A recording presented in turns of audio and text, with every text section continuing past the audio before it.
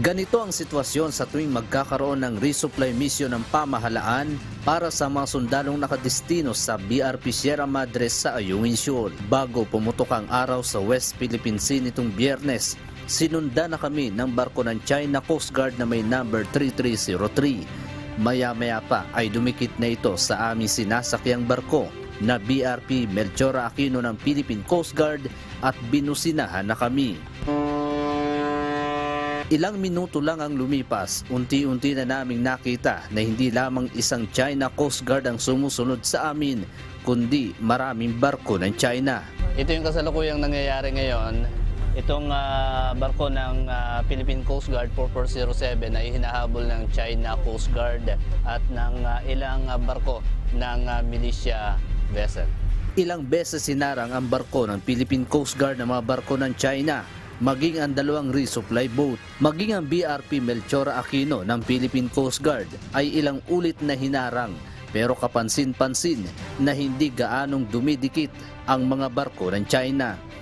Tumulong na kasi ang BRP Melchora Aquino ng Philippine Coast Guard sa resupply mission nitong Biyernes, isa sa pinakamalaking barko ng PCG.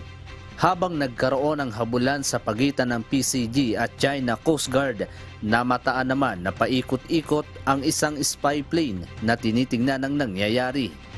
Nagpatuloy ang habulan at pagharang ng mga barko ng China hanggang sa gumamit na ito ng water cannon sa ML Kalayaan, ang isa sa resupply boat na ginamit sa paghahatid ng supply. Mariin namang kinundina ng National Task Force for the West Philippine Sea ang ginawa ng mga barko ng China, lalo na ang mga dangerous maneuver at pagbomba ng tubig sa barko ng Pilipinas.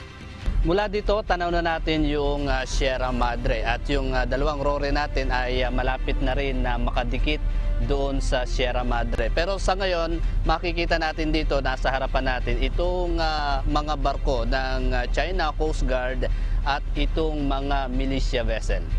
Sa huling resupply mission ay natanaw na namin ang BRP Sierra Madre na palatandaan na ang lugar ay pasok sa exclusive economic zone ng Pilipinas.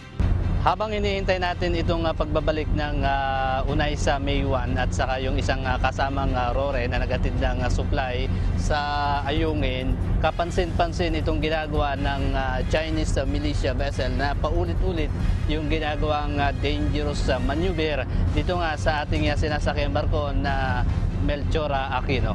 Sa kabila ng panibagong pangharas ng China sa barko ng Pilipinas, ay tagumpay pa rin na nakapaghatid ng supply sa mga sundalong handang magsakripisyo para ipaglaban ang teritoryo ng ating bansa.